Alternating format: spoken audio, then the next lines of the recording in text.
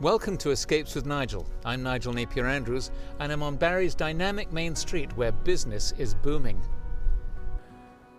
Barrie is a small city on the shores of Lake Simcoe, notable for boating in summer and for ice fishing in winter. Not much remains of the historic downtown, but it's rewarding to see the arts centre housed in the former public library. For most people, Barrie is a place to whiz past on the way to the cottage or the ski hills.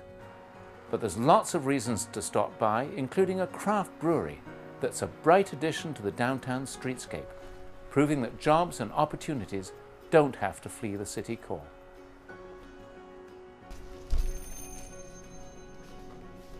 Now I'm visiting a craft brewery where they're adding authentic and original beers to the brewscape. Flying Monkeys sounds like a barrel of fun.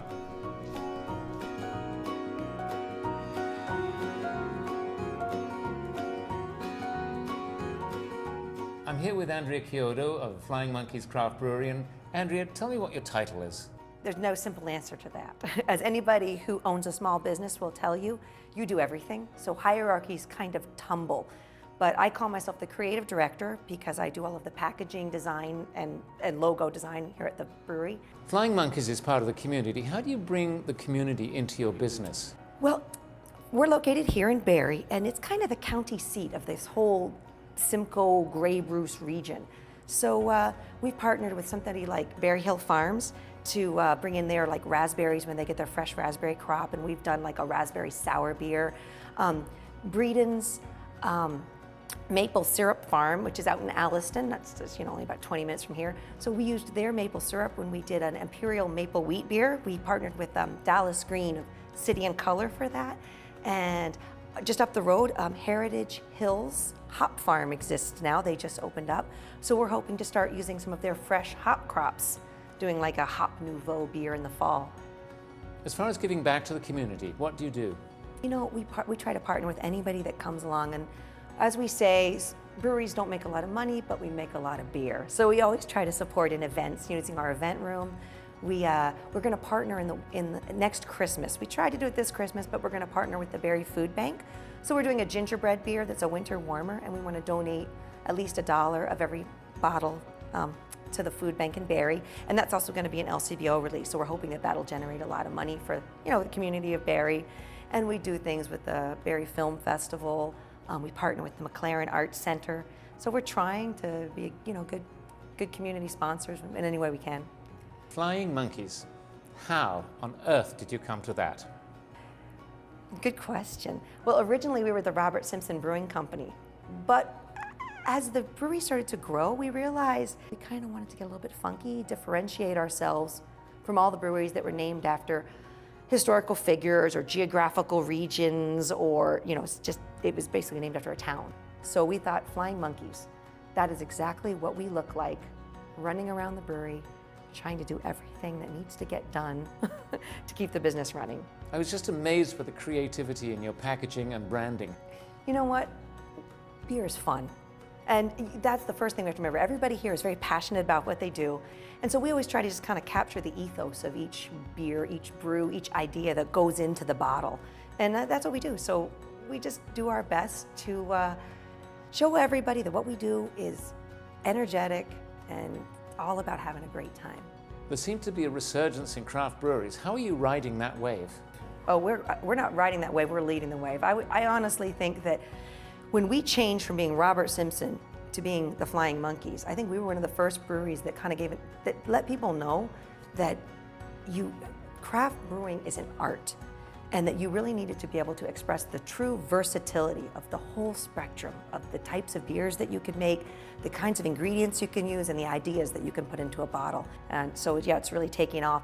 And part of it's because Ontarians, they didn't always just drink fizzy yellow lagers because that's what they wanted. That's what existed. That's what was there. So the more different styles of beers that we're bringing out, the more Ontarians are telling us that's what they want, and they desire variety and they desire eclecticism in the market. I see Peter's down there in the brewery, and I think the next step on my tour is to go down and say hello to Peter and find out how it all works. Yeah, say hi to him for me, because he's always down there in the second home. Peter, you're the owner of this brewery. Tell me how you got interested in brewing. Probably started with my late grandfather back in, I guess when I was in grade 5. He took me to brew beer with him, and he used to brew beer in his basement. I thought that was pretty interesting. So that's kind of how it started. Back in grad school, we used to make runs up to Memphis, Tennessee to buy ingredients, and we'd brew in our kitchen. So it's just sort of blossomed from there, my passion for craft beer. And so eventually you got your own brewery and you're following your passion, and here it is. This is it. This is sort of my playground. Now this is a vast space here. I mean, it seems big to me, but how much beer do you brew here? We brew 10,000 hectoliters a year. Now, 10,000 hectoliters probably works out to multiply by 8.52, so about 100,000 cases a year. So how many bottles of beer is that? That's around 2.4 million bottles a year. What does this equipment here that's around us now, these huge tanks, what does this all do? And run me through the process of how you make the beer. Well, this is the fermenting vessels where we ferment the beer. How about we go to the brew house and we'll show you how it starts. Excellent idea. So where does all this start, Peter? Well, this is a 4-vessel brew house, and we Okay. start with the mash tun. Yes. So we bring in the malted barley. Most of our malted Hello. barley. There's no beer in there. There's no beer yet, Okay. but we bring in malted barley from Saskatchewan, Alberta, from around the world. Any ingredient sort of works, but we bring in malted barley and we mill it just enough to break into the starch, and we bring in hot water. We mix the malted barley with the hot water, and we have a mash. From Okay. there, it moves on to our lauter tun. And what happens in here? The lauter tun is sort of like a coffee filter. We separate the malted barley, the mash, from the actual wort that we'll be using to make beer. Right. And there's a little screen in there that will separate, almost like a coffee filter, to filter the wort. And we run into the kettle. And inside our kettle is where we boil the beer. Right. You boil it. We boil it. Okay. We boil it for an hour and a half. Okay. Yeah, And the purpose of that is to what? to sterilize it. Okay, of course. In the olden days, they'd feed their children beer because it was a lot more sanitary than water. And that was one of the benefits, besides being a very healthy drink. Right. But we also add our hops. So hops, we cast hops and we pitch yeast. Those are kind of brewing terms. But we cast our bittering hops in here, as well as some other flavor hops and some aroma hops. So we do about 3 to 4 additions every batch. All right. And then from there, we move into the whirlpool. The whirlpool. Yeah. Are we going to get in and have a hot tub after this then? Well, Or not? Not actually with people in it. No, okay. no, the whirlpool is where we move the Oh, beer that's around. warm. Oh, it is warm too, yes. Whoa. Yeah, don't burn yourself. No, I won't. The whirlpool is where we essentially create a centrifugal force to remove some of the last trube, some of the proteins, the carbohydrates that are left over from the brewing process. And then that's about a 12-hour day. Okay. That's a long day. And this is hot because it's just come from the boiling kettle. That's correct, yes. Right, so this is still going to be hot for quite a while. It will be, yeah, for a few hours. Let's see. Well, that is, I wouldn't want to put my hand on it much longer than that. That's very almost hot. boiling temperature, isn't it? Yes, just below, probably about Yes. 94 degrees Celsius. And then where does the it's nearly beer, isn't it? Where does it is. go from here? Well, to make beer, we convert starch to sugar, Right. and then we ferment sugar into alcohol. Okay. And to do that, we've got to cool it down because yeast is a live organism, and we pitch yeast into the fermenter. And we do that through a heat exchanger, so we bring it down to 20 degrees Celsius. Right. The wonderful thing about breweries, they're very, very eco-friendly. We conserve energy, we do everything. So we actually cool the beer down with water that we're going to use for the next brew to heat it up. Okay. So we're very environmentally conscious that way.